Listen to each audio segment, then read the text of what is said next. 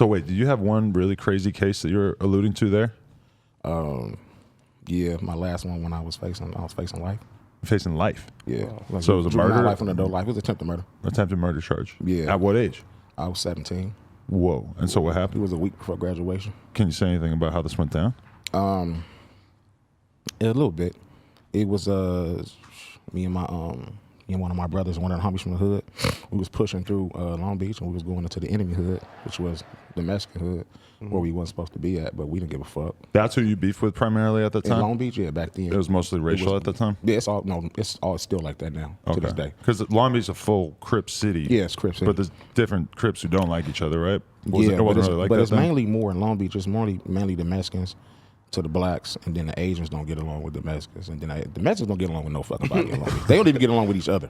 Right. So that's really just what that is. That's right. And it's just a lot. But we was going through the wrong hood, and then we stopped to try to clock the pistol, but he jammed, and the lady seen us up in the window. We went to the store.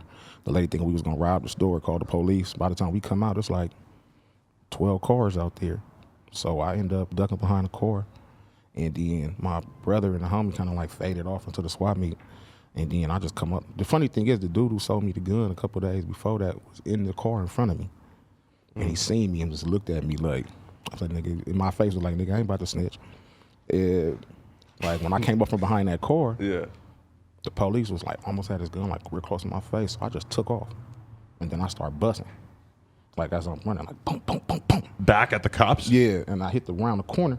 And I hit that corner, and then at this time, I'm the fastest in the state in track. Wow. So once I hit the corner again, I hit it. I'm coming up 7th Street, and I book it from 7th and Orange all the way up to Examiner, where Wilson was at. They couldn't catch me till the bird was out. But, I mean, it was what it was. That's about as far as I go with it. That story. How did you beat that charge? They beat the shit out of me. They caught me. Right. But it really wasn't. It was an attempted murder charge. I hit the cop car. I don't know if I hit a vest. I forgot that shit. But when they caught me, they split open my head with the billy club and twisted my arm up and broke it. Wow. So what it is, I kept fighting it. I sat there for 3 years. Like they sent me up. A year and a half, basically fighting and going back and forth to court, back and forth to court, back and forth. They offered me a juvenile life, and an adult strike and a juvenile strike. And it took them about a year and a half to do that. And they told me, oh, you do one more year and a half and you can come home. Mm-hmm. So I did that. Came home right around just before 20. And I had just turned my 20th birthday. My birthday, September 18th. And at the time, my girlfriend was Sky Black, a legendary porn star. Okay. She had kept asking me to do it. And I was telling her, no, I don't want to do that. And then I ended up getting in trouble because I was a stripper. I was dancing. Wow. To make ends meet. Right. When I'm home from jail, so I was dancing in LA, at the right track and shit like that. Oh my God, that's what I always, AD told me about the right track one time. And so I always bring it up, and I know he regrets telling me about it because I just fucking mention it all the time. Shout out to my nigga AD. Who put you onto that? That hustle. A gang of my friends was always dancers. Really? Like a lot of people don't understand. Ain't no fraud shit. Niggas be thinking that shit gay, but it's like being a dancer. Half of the niggas that dance was gangbanging because they keep us out the street. And it's like it's a club full of bitches that's paying you. It's another form of pimping. So it's mostly girls in the club, or is it like all a different type of club with the dudes? No, it's all girls in the club. Oh, all right. Bro, you go to the club on Friday, Saturday night, it's like 300 girls in the club to give you money, and it's 12 dudes. Wow. Mm-hmm. So they got dispersed their money between, 300 women between 12 dudes. Imagine what we making in there at night. You feel like you were being objectified? Give a fuck. Getting paid, nigga. I went outside to my car. If you pulled up in front of the right track back in the day, right? Everybody was lined up cars. I'm about Escalades, Lexuses, Corvettes, Vipers. Right. Like, the fuck? When am I fucking nobody? Do you ever clown for that though? Because I know now certain rappers in their past came out. Niggas always do it. Anybody that feel they uncomfortable with something that they don't really understand, gonna try to be funny about it. Right. You feel me? Over learning it. Yeah. You feel me? Over learning something. How much money were you making from that at the time? Man, dancing, man, it always varied. But on a cool night, 'cause you only dance. What a lot of people don't know about male dancers, we only dance once a night. Okay. Like girls dance all night. Yeah. Excuse me. And they do that shit. Male dancers don't. You come in, we dress like regular, like this. We mingle, we talk like we at the club. We sit at the bar, we talking, we mingling, we doing whatever. And then when it's your turn to go on stage, you go on stage, do your 10, 12 minute set, and whatever you make in between that, that's it. Yo, I watch Magic Mike, so I need to know, man. That shit ain't like that. What's your signature move, bro? The Black Club is not like that. What's your move, bro? Tell me your signature move, bro. I ain't got no move, nigga. It ain't like that. I know them hits was thruster, man. I didn't have none, bro. We just really just to get it in. But when you're just like sitting by the bar and you got all these chicks talking to you, what do they want to talk to you about?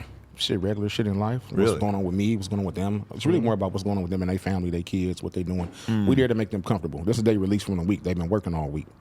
You know what I'm saying? So they want to come have fun, get drunk with their girls, you know, have fun at bachelor parties or whatever. And that was cool.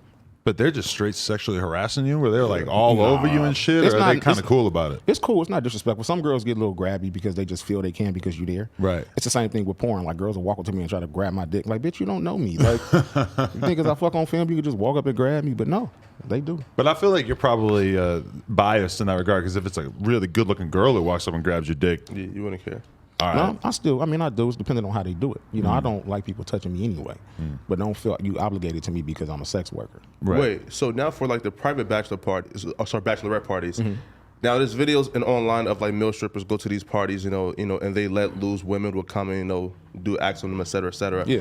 So could women get that service from you if they paid you more? Yeah, were you selling dick? It's happening. Oh, I sell dick. Oh man, Dick is for sale, nigga. Wait, so how often would that happen though? That a girl would want to for sale right now. Nigga, the cash app sale is ready. would they want to take you out back? Like, how often would that happen? No, it don't happen at the club. Oh, okay. It doesn't happen in the club. They get your number?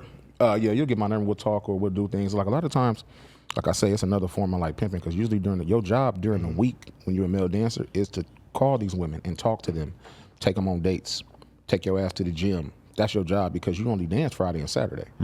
So your job during the week is to make sure they feel good all week, so when they get their check on Friday or whatever, they want to come spend it on you. Wow. Wow. It's so crazy hearing it from a dude perspective, because we've heard infinity girls who don't really want to admit it, but that's damn near basically what their lifestyle is like, right? Yeah, a lot of people don't want to tell the truth, man. Okay, guys, we want to thank you so much for getting us to 100,000 subscribers right here on the Clips channel. If you want to support, please click that subscribe button. We're trying to get to 200K. Thank you. Thank you so much.